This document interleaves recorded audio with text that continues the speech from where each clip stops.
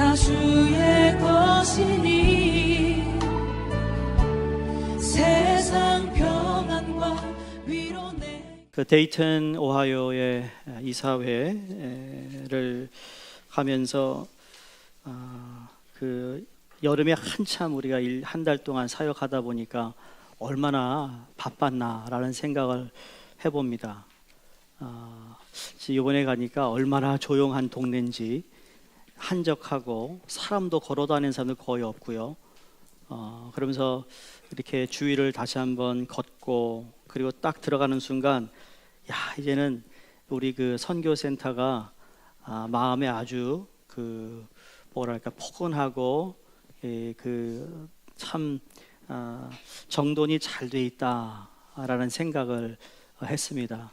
저는 첫째 주 팀이 갔을 때 봉헌 예배 드리니까 엄청나게 분주하고 뭐 정리정돈이 되지 않은 상태에서 예배를 드렸는데, 한 달 동안 수고하고 마지막 정리를 하고 오신 분들의 그 뭐랄까요, 그 흔적들이 여기저기 남아 있는 걸 보면서 여러분에게 좋은 소식 하나를 알려드리려고 그럽니다.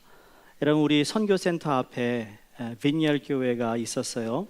그 빈니얼 교회가 부흥해서 더 좋은 곳으로, 큰 곳으로 이제 교회를 옮겨가면서 그 교회가 한 몇 년 동안 비어 있었습니다. 저도 마음속에 저 교회가 탐이 났어요. 그런데 그 데이턴에 아프리카인들이 모여서 예배드리는 그 이티오피안 교회가 있는데, 그 교회가 그 건물을 샀습니다. 원래는 그 가격이 좀 많이 나가는 건데, 그 교회도 건물이 없어서 여기저곳 예배 처소를 이렇게 옮기다 보니까 너무 지쳐서 그 빈니얼 교회 담임 목사님과 지도자들을 만나서 우리에게 있는 거 이거밖에 없다. 그래서 여러분 얼마에 샀는가 물어봤더니, 이야, 참 14만 불에 샀대요. 그래서 우리는 좋죠. 저거 이제 우리가 또 쓸 거니까. 바로 우리 선교센터에 나오면 그 앞이기 때문에, 그래서 그 목사님을 만날 시간이 없어서 아침에 일어나서 좀 나오셨나 가봤더니 아무도 안 계셔서 못 만났지만, 그러나 우리 팸 집사님 얘기로는 참 좋은 분이고, 또 우리 난민들을 위하여 많이 도움을 줄 수 있는 분이고, 그리고 이사회를 통해서 저희가 알아본 지금 함께 협력하는 기관 또 교회 합쳐보니까 11기관이 관심을 가지고 우리 난민 사역을 돕고 있다라는 소식을 듣고 참 감사한 마음이고, 여러분 계속적으로 기도해 주시며 또 우리 교회의 헌신에 다시 한번 그분들이 감사하고 있고요. 하여간 참 좋은 그러한 사역이 될 수 있기를 여러분 꼭 기도 부탁을 드립니다. 미국 경제 전문지인 포브라는 여러분이 잡지를 아실 겁니다. 그 포브스라는 보면 거기에 성공하는 CEO, 성공하는 정치인, 그들 가운데에 아침형 인간이 유난히 많다라는 그러한 기사였습니다. Early bird라고 하죠. 혹시 여기 아침형 인간 있어요? 아침형. 난 아침에는 자신 있다. 저녁은 내가 9시만 넘으면 나는 회롱회롱 하는데 아침은 내가 자신 있다라는 분 계세요. 그분들은 아침형 인간입니다. 이 성공한 사람들이 8시 전에 하는 5가지 습관이 있다라는 것을 통계적으로 기사로 나온 기사예요. 그러니까 8시 전에 일어나서 뭘 하는가? 첫 번째, 가장 하기 싫은 일을 한다. 뭔지 모르겠어요. 일어나자마자 가장 하기 싫은 일이 뭘까? 여러분, 일어나자마자 가장 하기 싫은 일이 뭘까요? 두 번째, 운동한다.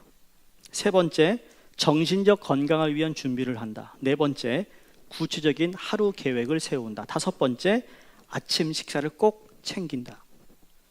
이 5가지를 뭐 한 분이 다 5가지를 하는 건 아니지만, 그래도 한 2개에서 3개 정도는 오전 8시 전에 일어나서 모든 것을 마치고 하루를 시작하는 아주 이러한 습관을 가지고 있다라는 이야기입니다.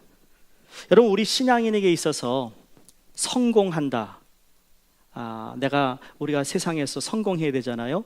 근데 우리 믿는 사람이 세상 사람들이 이야기하는 성공과 우리가 그냥 세상 사람을 쫓아가서 하는 성공과 그 성공이 같다면 솔직히 믿는 자나 믿지 않는 자와 별 차이가 없을 겁니다. 그럼 우리 믿는 신앙인으로서 우리가 성공하는 가정 아니면 행복한 가정이 아침 8시 전에 할 수 있는 것 하나를 뽑으라면 무엇이 있을까요? 예, 기도. 맞습니다. 기도는 할 수 있다라는 거죠. 8시 전에 아버지가 기도하고 어머니가 기도하고 그 아들이 기도하고 딸이 기도할 수만 있다면 그 가정은 행복할 것이고 성공할 것이라는 거예요. 날마다 일어나자마자 텔레비전부터 보고 밥 먹으라고 겨우 깨우는 가정과 자발적으로 일어나서 기도를 시작하는 가정은 여러분 결과가 판이하게 다를 것입니다. 당연히 그렇습니다. 기도하는 부모, 기도하는 자녀가 함께 사는 가정이 웃음꽃이 피고 행복과 성공이 떠나지 않을 것이라는 거죠. 오늘날 부모도 기도 안 하지만 여러분 요즘 아이들 참 기도 안 합니다. 눈만 뜨면 스마트폰, 눈 감으면서 스마트폰, 잠잘 때도 스마트폰, 꿈을 꿔도 스마트폰일 겁니다. 그러니까 너무 둔감해집니다. 영적으로 둔감해져요. 여러분 그런데 여러분이 어린 자녀를 두고 있는 분들 오늘 여러분은 복 받은 거예요. 왜냐하면 어렸을 때 억지로라도 기도하는 걸 가르쳐야 합니다. 너 일로 와. 돈을 주면서까지라도 가르쳐야 합니다. 제가 그렇게 배웠거든요. 50원 얻기 위해서 아침 일찍 일어나 예배를 드리러 나갔어요. 제일 먼저 나오는 놈에게 50원 주니까 50원 때문에 나갔어요. 근데 그게 저에게는 복이었어요. 그렇게라도 너 이번에 공부 잘하면 엄마가 이번에 엑스박스 사줄게. 요새 엑스박스도 안 노는 것 같아요. 여러분이 공감하지 않는 것 같아요. 요새 엑스박스 안 하고 닌텐도 조그만 거 그게 뭐예요? 뭐라고 있어요. 우리 애들 보니까 올 때마다 보는데 제가 그럽니다. 야 나도 좀 놀자. 나도 좀 한번 놀아보자. 그런 거 가지고 딜하지 말고 네가 주일날 아침에 교회 갈 때 우리 싸우지 말고 일어나서 네가 먼저 자발적으로 일어나고 먼저 네가 준비하고 있으면 엄마가 이런 거 해줄게. 물론 저는 딜하는 걸 원래 좋아하지 않지만 그렇게라도 아이들에게 기도하는 것을 가르쳐야 된다는 거죠.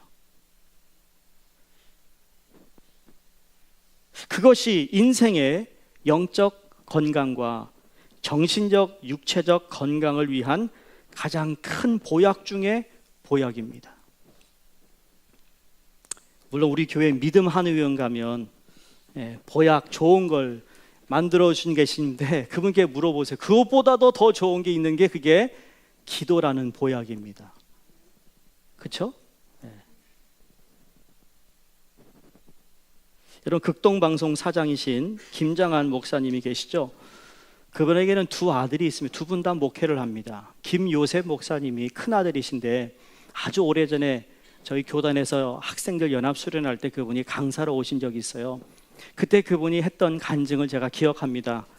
어떤 간증인가 하면 큰 아들이 보기에 참 아버지는 교인들에게 가정적이 되어야 한다 말하면서도 자신이 목회하는 가운데 가정에 소홀히 했다라는 거예요. 또 섬기라라는 말을 하면서 가정을 섬기지 않는 아버지를 보면서 큰 아들의 상처가 되어서 난 목사가 안 된다라는 그런 마음을 가지고 있었대요. 미국에 유학 와서 공부하고 있을 때 그 김장한 목사님이 어느 교회에 부흥회를 하러 오셨는데 그 아버지를 만나보러 갔고 아버지가 묵고 있는 호텔에서 하룻밤을 같이 자게 되었다고 합니다. 새벽 2시가 되니까 아버지가 옆에 안 계신 거예요. 그래서 보니까 화장실에서 인기척에 있는 것 같아서 아버지가 화장실 가셨구나. 그리고는 다시 누워 있는데 시간이 지나도 아버지가 나오지 않더라는 겁니다. 너무 이상해서 그 호텔 화장실 문을 열어봤더니 그 변기 뚜껑을 닫고 그 위에 타올을 올려놓으시고 그리고 성경을 읽으시면서 그리고 그 무릎 그 바닥에 타올을 깔아놓고 오랫동안 성경 읽고 화장실 바닥에서 무릎 꿇고 기도하고 있는 아버지의 모습을 본 겁니다. 그때 성령님이 그 큰아들의 마음속으로 아버지를 닮은 훌륭한 목사가 되라라는 음성을 들었다라는 거예요. 자기가 회개하고 목회자의 길을 걷기로 시작했다라는 겁니다. 여러분, 영적 유산이라는 건 지식적으로 아는 것보다 삶으로 물려받는 겁니다. 해라 해라 해서 하는 게 아니고 그걸 보여줄 때 그 자녀가 그걸 그대로 유산으로 받아들인다는 거죠. 아무리 정직하게 살라고 가르치는 부모가 정직하지 못하면 자녀들은 그 부모로부터 정직한 삶을 유산으로 물려받지 못한다는 이야기입니다. 아이들에게 물려줄 최고의 유산이 무엇이겠습니까? 그는 말하기를 자신도 아버지같이 무릎을 꿇고 기도하는 목회자가 되고 싶다라고 고백한 적이 있습니다. 여러분, 행복한 가정을 만들기 원하세요? 여러분, 돈이 우리에게 행복을 주는 것 같죠? 자녀에게 돈을 많이 벌어서 걔들이 필요한 거 다 사주면 그들이 행복한 것 같죠? 그렇지 않습니다. 오히려 그것이 부족하더라도 기도하는 아버지가 되시고 기도하는 부모가 될 때 그 기도의 부모를 먹고 자녀들이 자란다는 겁니다. 성경은 자녀 교육에 대하여 아버지의 모범 교육을 강조합니다. 우리가 잘 아는 에베소 6장 4절에 보시면 아비들아 너희 자녀를 노엽게 하지 말고 오직 주의 교훈과 훈계로 양육하라 말씀합니다. 자꾸 자녀들에게 분노만 심어주니까 나중에 아이들의 마음이요 점점 강팍해진다는 겁니다. 오늘날 자녀 교육에서 가장 큰 문제 중에 하나는 아버지의 권위가 상실된 거라는 거예요. 우리 그 배우자 되시는 여자 성도님들, 아버지의 권위가 상실되면 질서가 안 잡혀요. 조금 모자라다 생각하더라도 아버지의 권위를 세워줘야 돼요. 믿으면 좀 아멘 하세요. 예? 성격이 급해가지고 말이에요. 남편이 안 움직이니까 자기가 또 나서서 막 해버려요. 그러지 말라는 거죠. 더디더라도 권위를 세워줘야죠. 나의 아버지라는 글이 있습니다. 여러분에게 아마 가정의 달에 제가 한번 읽어드렸던 예화인데, 4살 때는 아빠는 뭐든지 할 수 있었다. 5살 때는 아빠는 많은 걸 알고 계셨다. 6살 때는 아빠는 다른 애들의 아빠보다 똑똑하셨다. 8살 때는 아빠가 모든 걸 정확하게 아는 건 아니었다.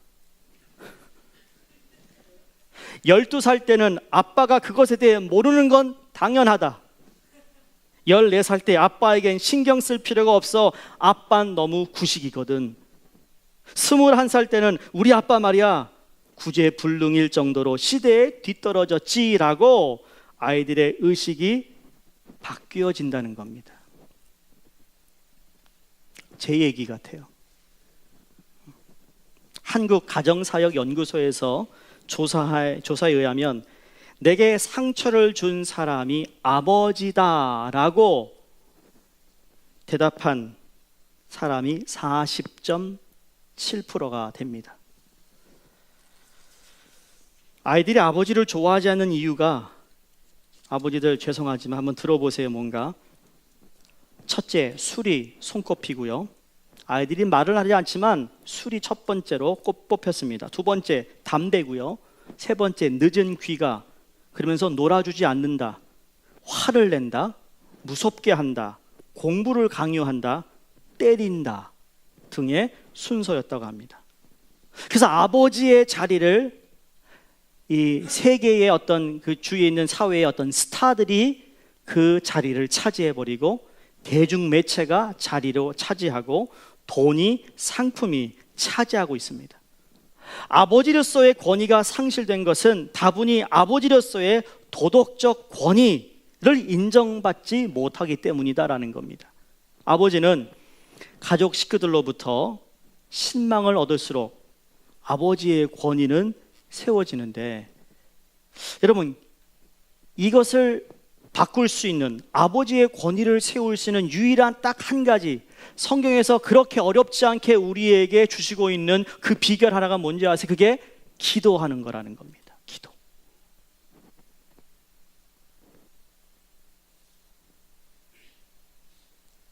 기도하는 아버지가 되어 보시지 않겠습니까?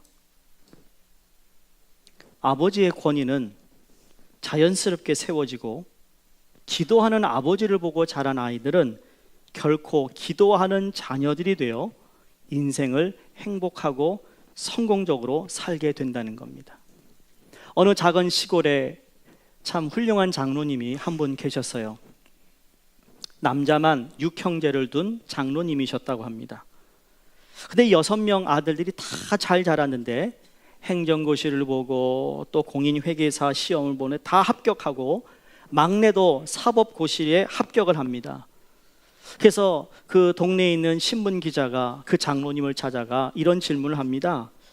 자식들이 잘된 비결이 무엇입니까? 라고 물었더니, 그분 성함이 김진성 장로님인데, 어려서부터 자식들에게 공부를 열심히 하라는 말도 했지만, 그보다 더 중요한 건 주님을 바라보며 신앙생활도 열심히 할 것을 당부했고, 우리 부부는 아이들 앞에서 기도의 본을 보이려고 힘썼을 뿐입니다. 그들의 기도 제목은 자식들이 꾸준한 신앙생활로 모두 다 하나님께서 그들을 부르셨고, 그들을 통하여 하나님의 뜻을 이루고자 한 하나님의 그 귀한 뜻을 그들이 알고 몸소 배우고 살아가기를 원했다라는 겁니다. 자, 저희가 살고 있는 이 시대는요, 여러분 아셔야 할 것이, 자녀들을 설득하려면 안 됩니다. 여러분, 우리가 살고 있는 이 시대의 자녀의 교육 중에 가장 중요한 건 그들에게 공감대가 이루어져야 합니다. 공감대가 이루어지지 않은 상태에서 아무리 말을 해도 그 아이들은 듣지 않습니다. 왜? 공감이 안 됩니다. 여러분, 우리 교회 2세들이 EM 예배가 부흥하고 있는 이유 중에 하나는 그만큼 우리 1세 우리 성도님과 또 저와 우리 2세 성도와 2세 교역자들과 공감대가 이루어지기 때문이라는 걸 아셔야 합니다. 이 공감대가 이루어지지 않기 때문에 이민교회의 가장 어려운 부분이 1세와 2세와의 갈등입니다. 누군가가 공감해 주지 않는 겁니다. 너의 문화와 나의 문화는 다르지만 그러나 우리는 공감할 수 있는 무언가가 있는 겁니다. 예수 그리스도의 복음에 대한 공감, 사역에 대한 공감, 선교에 대한 공감, 이게 이루어지기 때문에 우리 교회가 하나라서 지금까지 나올 수 있었다고 전 믿습니다. 앞으로도 그 공감대가 이루어져야지, 나이가 많기 때문에 어린아이들에게 이래라 저런다고 해서 걔네들이 귀로는 듣지만 마음으로는 움직이지 않는 것이죠. 자녀에게 공감할수록, 그렇죠? 그러니까 아이에게 행복을 주는 비결이라는 책을 쓴 200만 권이 넘도록 판매된 자녀 양육서 가운데 스티브 비덜프라는 분이 쓴 책입니다. 거기에 이런 얘기를 합니다. 아주 우리에게 쇼킹되는 이야기인데, 불행을 지는 이유를, 그렇죠? 불행해지는 이유를 아이들이 이미 그들의 생각 속에 잠재되어 있다라는 거예요. 그들의 인식 속에 안 되는구나. 그들의 인식 속에 저분은 변할 사람이 아니구나. 인식 속에 1세들이 2세를 볼 때 쟤네들은 이렇게 시건방져 아니면 뭘 몰라, 이런 생각을 가지고 있기 때문에 이미 나는 변하지 못할 거라는 그 생각으로 차단해버리고 받아들이지 못한다는 거죠. 반대로 2세들 역시도 1세들에 대한 어떤 스테레오타입이 있어요. 편견이 있죠. 그 편견을 통하여 they're old school, 전혀 우리하고 통하지 않아, 말이 안 통해, 이렇게 인식하기 때문에 그 생각으로 미리 마음속에 잠재되어 있기 때문에 어릴 때부터 자신도 모르는 사이에 불행해지는 것을 배워온다는 겁니다. 이미 엄마하고 아빠하고 소통이 돼. 물론 여러분, 청소년기 때는 부모하고 소통이 잘 안 된다는 갈등이 있습니다. 왜냐면 정신 나간 때니까 그때는. 그러나 돌아오면 그때는 괜찮아지는데, 그때도 소통이 될 수 있다라는 마음과 기대감이 있어야 말을 꺼냈을 때 부모가 어떻게 공감해 주느냐에 따라 소통이 이어지는 겁니다.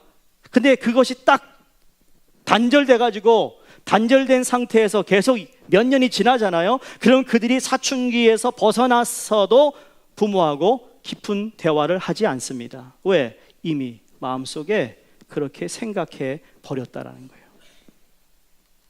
입력된 대로 살고 있다라는 거죠.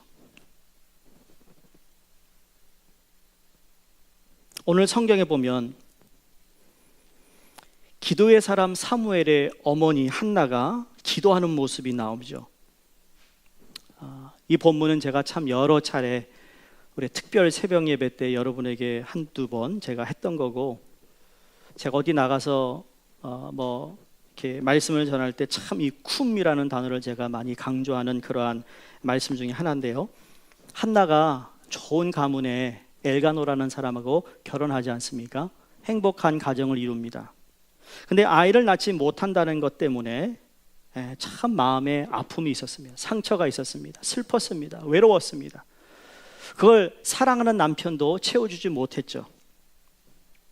한나가 모든 건 다 가지고 있었지만 자식이 없는 것 때문에 한나의 삶이 불행했다. 자기 스스로 그렇게 고백합니다. 그러고 보면 세상에는 완벽한 가정이 없구나. 완벽한 남편이 없구나. 완벽한 아내도 없구나. 다행이죠. 만약에 완벽한 남편이고 완벽한 아내가 있다면 공공의 적이 되겠죠. 옆편을 보시고 우리의 가정은 완벽하지 않습니다 라고 한번 얘기해 보세요. 얼굴 보고 해야 돼요. 그래야 진짜예요. 나의 가정은 완벽하지 않습니다. 나는 완벽한 남편이 못 됩니다. 나는 완벽한 아내가 못 됩니다. 여러분 가운데 완벽한 남편을 찾고 계세요? 큰일 났습니다. 이 세상에 없는데 어떡하죠? 완벽한 아내를 또 찾고 있으세요? 비교해 보니까 저쪽 집안 부인이 훨씬 성격이 좋은 것 같아요. 그래가지고 아유 그런 마음 있습니까? 빨리 접으셔야 합니다. 없습니다. 제가 완벽한 것 같으세요? 저희 집사람에게 같이 살아봐야 알죠. 절대 모릅니다. 제가 오히려 고마워한다니까요. 얼마나 까탈스럽게 생겼어요. 이것도요, 그걸 극복했으니까 이런 말을 하지. 그것 때문에 내가 만약에 열등감을 가지고 있다면 말 못합니다. 한나 모든 걸 가지고 있지만 완벽한 가정이 아니고 문제가 없는 가정도 아니었어요. 아이가 없는 것 때문에 마음이 괴로웠습니다. 마음이 슬픈 여자였습니다. 15절에 자기의 자아상을 이렇게 고백합니다. 나는 슬픈 여인입니다. 허시를 보니까 내 얘기하고 있네. 난 슬픈 여인입니다. 여러분의 가정 어떠합니까? 완벽하세요? 문제가 없으세요? 성경에 나오는 가정들 한번 말씀드려 볼까요? 성경에 나오는 인류의 최초의 가정, 아담의 가정을 보세요. 아유, 그 아내가 선악과를 따먹어 버렸어요. 참. 형이 동생을 돌로 쳐 죽였어요. 하나님이 그 죄가 점점 커가니까 그냥 홍수로 그들을 다 쓸어버리고 나서 두 번째 인류 시작이 노아의 가정으로 시작되는데, 홍수 끝난 다음에 노아가 말해요. 이게 참 술이 취하여 그냥 추태를 부리는데, 그걸 보고 흉을 봤던 아들에게 저주를 합니다. 믿음의 조상이라는 아브라함의 가정을 보세요. 자신의 아내를 누이라고 속입니다. 하나님께 순종한다고 그러고는 그 아들을 데리고 말이야 진짜 죽이려고 말해요. 모리아 산으로 끌고 올라갑니다. 이스라엘의 사람들에게 성군이라고 불리는 다윗의 가정을 보신 다윗이 외도하잖아요. 그랬더니 아들이 반역합니다. 아들이 탈선합니다. 그리고 그 형벌로 자식이 죽습니다. 세상에 그림같이 행복한 가정이 그렇게 많이 있을까 할 정도로 모든 가정에는 작고 큰 문제 다 가지고 살아갑니다. 멀리서 망원경으로 보니까 아름답게 보이죠. 그러나 현미경으로 들여다보면 세균 덩어리가 얼마나 많은지 모릅니다. 나만 큰 짐덩어리를 지고 사는구나라고 자기를 비하하며 포기하거나 낙심 말아야 할 것은 문제가 있는 건 당연하다라는 거예요. 완벽하지 않은 가정을 우리가 지금도 살아갑니다. 그러나 그 완벽하지 못한 가정, 문제가 많은 가정이라 할지라도 한나는 이러한 가정 문제를 어떻게 극복했는가? 정답은 뭡니까? 기도로 극복했어요. 기도로. 10절에 한나가 마음이 괴로워서 여호와께 기도하고 통곡했다 그랬습니다. 어떻게 기도했는가? 오늘 본문의 말씀을 쭉 보시면 한나의 기도의 특징을 보면 첫째, 하나님께 모든 것을 아뢰는 기도였어요. 마음이 괴로워서 여호와께 기도하고 통곡하는데 정말 우리가 기억할 것은 마음이 괴로워서 남편과 싸우지 않았어요. 마음이 괴로워서 첩의 자식과 싸우지도 않았고 그 첩과도 싸우지 않았습니다. 문제의 답을 가지고 계시는 하나님께 나가 괴로운 마음을 다 쏟아 놓았습니다. 원통함을 하나님께 다 쏟아 놓았다니까요. 사람에게 쏟아 놓은 것이 아니에요. 그리고 그 소원을 하나님께 아뢰는데 11절을 보세요. 두 번째 그의 기도의 특징이 소원하는 기도였습니다. 아들을 주시면 하나님께 나시린으로 드리겠습니다. 소원하는 기도였습니다. 그 다음에 기도를 보세요. 12절에 오랫동안 기도했다. 그 말은 형식적인 기도가 아니었습니다. 도장 찍는 기도가 아니라니까요. 새벽기도 나오라니까 그냥 새벽기도 나오는 그게 아니라 정말 하나님께 내 마음을 다해 오랫동안 앉아 기도합니다. 그 다음에 기도가 뭔지 아십니까? 13절에 최선을 다해 기도하는데 엘리 제사장이 이 여인이 취한 줄 알았다. 너무 열심히 기도하니까 무슨 술에 취한 것처럼 보였다라는 거죠. 그 다음에 기도를 보세요. 17절에 응답받는 기도였습니다. 하나님 너에게 허락하시기를. 마지막 18절에 확신을 가지고 하는 기도였습니다. 다시는 근심빛이 없더라. 한나의 기도를 통해 한나의 가정을 어떻게 변화했습니까? 행복한 가정을 주님이 허락하시는데 그게 아이를 낳게 하시고, 아이를 낳았더니 여러분 20절이에요. 또 1장 21절 20번째 남편과의 관계가 좋아지죠.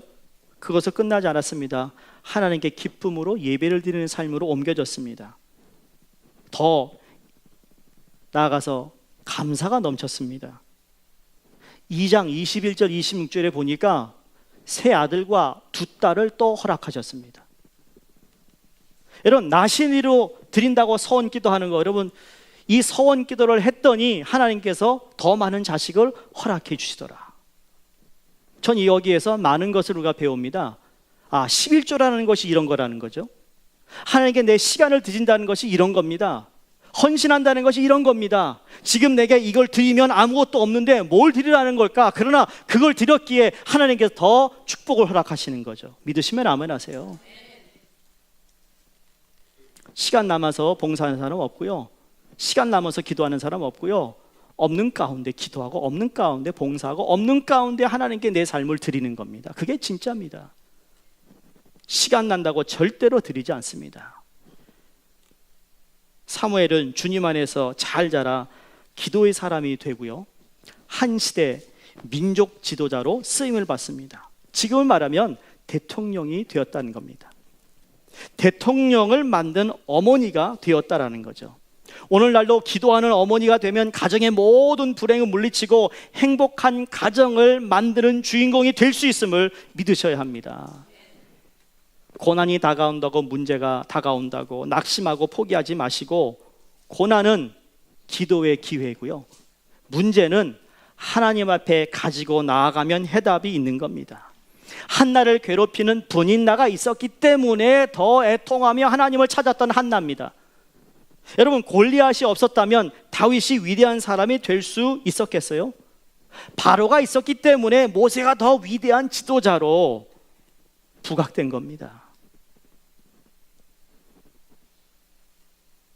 문제를 무서워하거나 고난을 피하려고 하지 마시고, 문제와 고난이 있을 때 기도하라는 말씀이구나, 기도의 능력을 키우는 기회로 삼으시기를 바랍니다. 어머니에 대한, 기도하는 어머니에 대한 신뢰가 참 많습니다. 몇 사람은 여러분에게 소개합니다. 성 어거스틴은 참회록이라는 책을 통해서 참 어떻게 보면 기독교의 고전이죠. 오늘날도 이 참회록을 통해 많은 기독교의 신학이 정립되어 있습니다. 근데 그의 청년 시절을 보시면 10대 때 불량배와 어울려가지고요, 참 쾌락을 쫓고 도둑질을 하며 방탕하게 살았습니다. 20대는요, 결혼도 하지 않은 채 어느 여인과 함께 동거하면서 아이를 낳기도 했습니다. 그뿐만 아닙니다. 비기독교적인 단체에 몸담고 있었습니다. 그런 엉뚱한 철학과 사상을 쫓아갔던 그를, 그 어머니 모니카는 그 아들을 포기하지 않고 기도합니다. 그 어머니가 교회에 가서 암브로시우스라는 그분에게 늘 자기 아들에 대해서 기도 부탁을 할 때마다, 그리고 그 아들에 대해서 관심을 갖고 눈물을 흘릴 때마다 그분이 그 모니카를 보고 이런 말 했습니다. 눈물로 기도한 자식은 결코 망하지 않을 것이다. 눈물로 기도한 자식은 결코 망하지 않을 것이다. 그래서 그 기도의 응답이 어거스틴이 32살 되는 해에 그가 회개하고 하나님께 돌아와 유명한 성자가 됩니다. 그의 참회록에 어머니의 믿음과 눈물의 기도에 대해 이렇게 기록했는데, 한번 보세요. 나를 위해 펼쳐주신 당신의 손은 이 깊은 흑암에서부터 나를 건져주셨습니다. 이는 나의 어머니가 무릎 꿇고 눈물로 당신께 기도한 까닭입니다. 당신의 신실한 여종인 나의 어머니는, 보통 어머니들은 죽은 자식을 위해 우는 것보다도 살아있는 나를 위하여 더 울었습니다. 어머니께서 늘 기도하던 것은 눈물로 바닥이 흥건히 젖곤하였습니다. 하나님은 자식을 위해 흘린 눈물의 기도를 들어주셨고 그 눈물을 멸시하지 않으셨습니다. 훌륭한 세계의 복음 전도자인 무디, 그의 아버지가 40세에 세상을 떠납니다. 9자녀를 홀로 기르는 그 어머니가 그 어려운 환경에서 밤마다 그들에게 성경을 읽히고 밤마다 눈물로 기도했던 그 기도가 무디 전도자를 만든 것이죠. 여러분, 이건 수도 없이 많은 눈물의 기도의 어머니의 신뢰는 너무나도 많습니다. 유명한 요한 웨슬리의 어머니 수잔나가 그 9명의 자녀들이 다 위대한 인물이 될 수 있었던 이유도 기도하는 어머니였습니다. 오늘날도 어떻게 보면 여러분이 이렇게 2대, 3대, 4대에 걸쳐서 신앙의 가문을 이룰 수 있었던 건 우리가 잘나서가 아니요, 우리가 뭘 잘해서가 아니라 부모의 눈물의 기도가 있었다라는 것을 고백하지 않을 수가 없는 것이죠. 저 역시도 고백 안 할 수가 없는 것이죠. 우리 부모가 아무리 성격이 좋고 인물이 좋고 아니면 무슨 인품이 좋아서가 아니고요, 그러나 그렇게 부족한 가운데에서 기도하는 모습을 보았기에 문제를 만나면 기도해야 된다는 걸 아는 것이죠. 그게 중요한 것이라는 겁니다.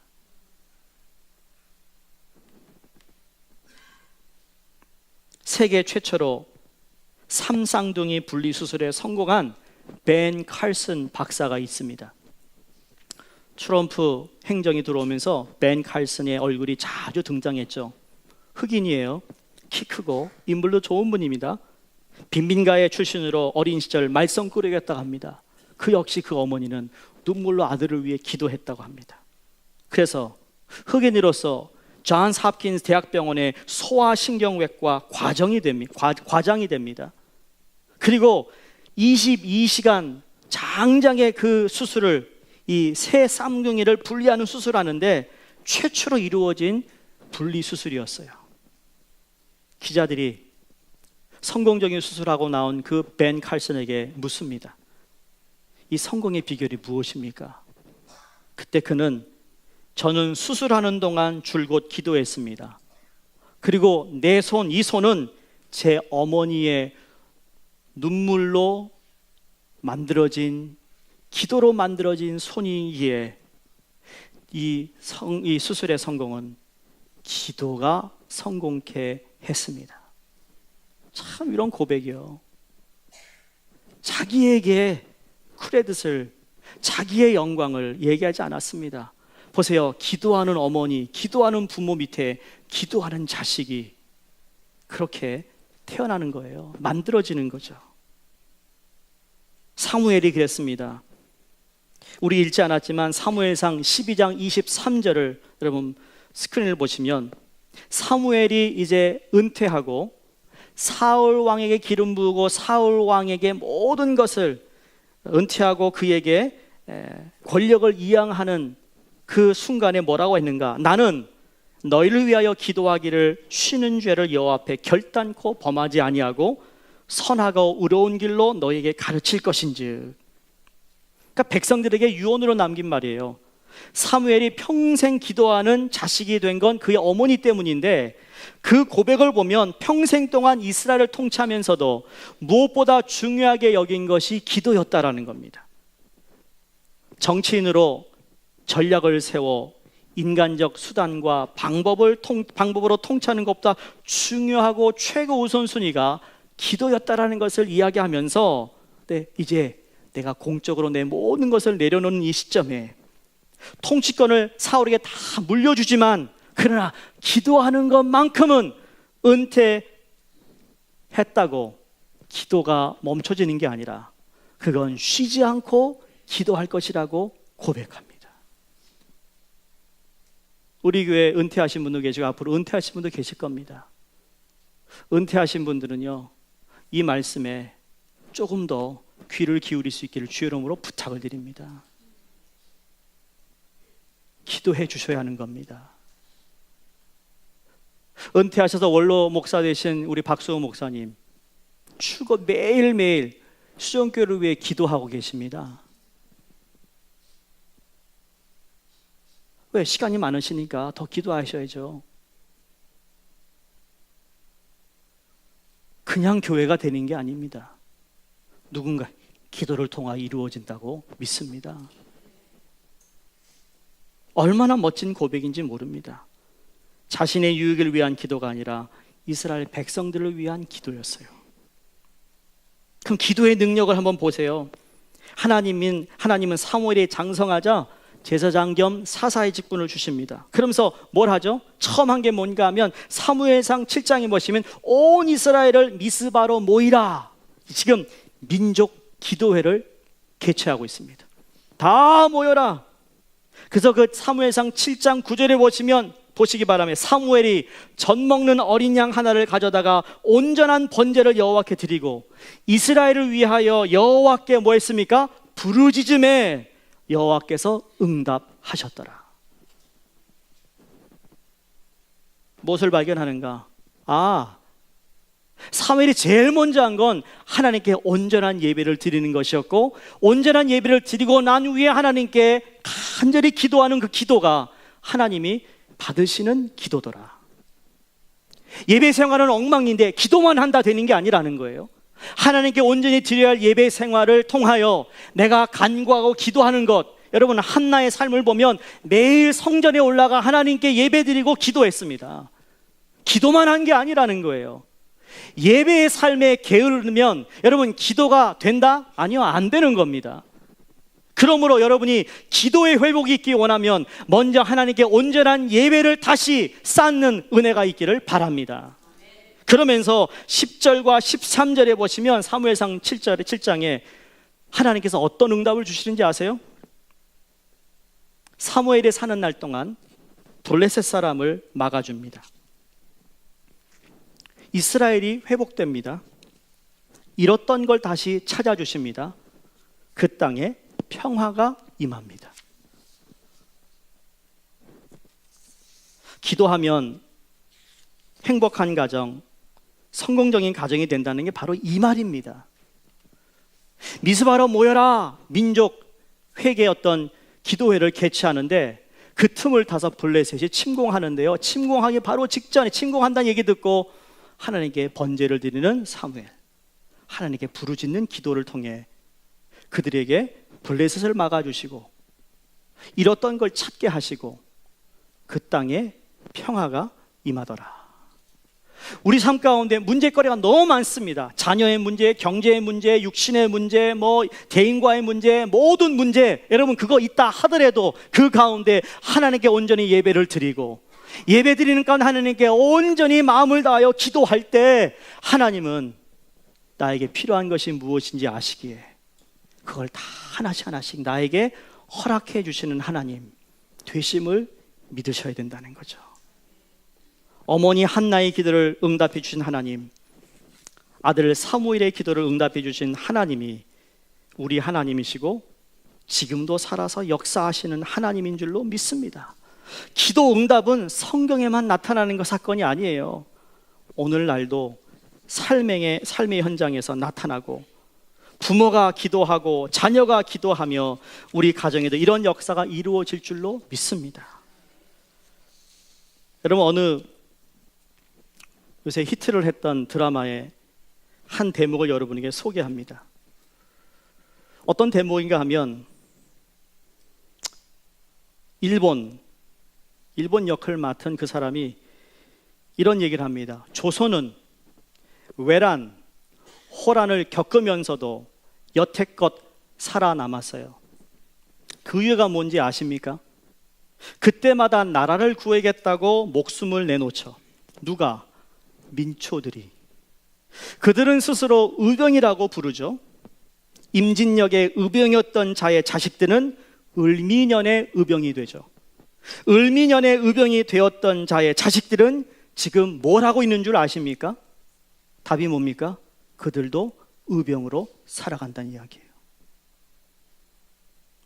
이거 일본 말로 이렇게 좀 발음해야 이게 좀 더 리얼한데 말이죠. 의미 있는 얘기입니다. 의병의 자식이 의병으로 살아간다는 겁니다. 기도하는 부모가 밑에 기도하는 자식이 나타나는 거, 만들어지는 겁니다. 기도하지 않는데 기도하는 자녀를 구하고 있다? 죄송합니다. 그건 도둑놈 마음입니다. 절대 그렇지 않습니다. 여러분 부러워하지 마세요. 나는 우리 부모가 나를 위해 기도하지 못해서 내가 이 꼴인가? 아닙니다. 그렇기 때문에 더 하나님께 간구하고 기도할 때 다른 사람들이 받지 못한 은혜를 듬뿍 받을 수 있는 기회가 또 있는 겁니다. 내 마음속에 마음을 닫지 않는 겁니다. 이미 그렇게 생각하지 않는 겁니다. 하나님은 구하는 자에게 그 후히 주시는 하나님께 간구하고 기도하는 것이죠. 은퇴한 선교사님 부부가 사랑하는 아들로부터 편지 한 통을 받았는데, 아버님, 어머님, 제가 이번에 잡지를 만들기로 했습니다. 저를 위해 기도해 주시고요. 가능하시다면 돈을 좀 보내주세요. 선교사님 부부가 무슨 돈이 있겠어요? 그러나 넉넉하지 못하지만 틈틈이 모아둔 $600를 선뜻 그 아들에게 보내줍니다.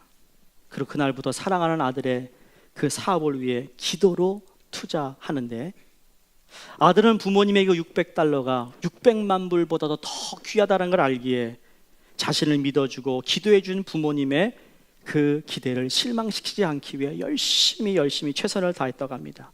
결국 아들의 회사는 세계적인 기업으로 성장합니다. 이 사람의 이름이 헨리 루스라는 사람입니다. 오늘날 타임지를 창설한 사람이 됩니다. 그의 고백 속에는 부모의 기도였다라는 것, 물론 여러 사람들의 도움받고 여러 사람들의 어떤 돈을 구워서라도 잡지 회사를 시작했겠지만, 그러나 무엇보다 가장 기억에 남는 건 나를 위해 기도한 부모의 기도로 이 사업체가 세계적인 사업체가 되었다라고 장담하는 고백을 했다라는 거죠. 부모의 기도는 자녀들의 삶의 자양분이 됩니다.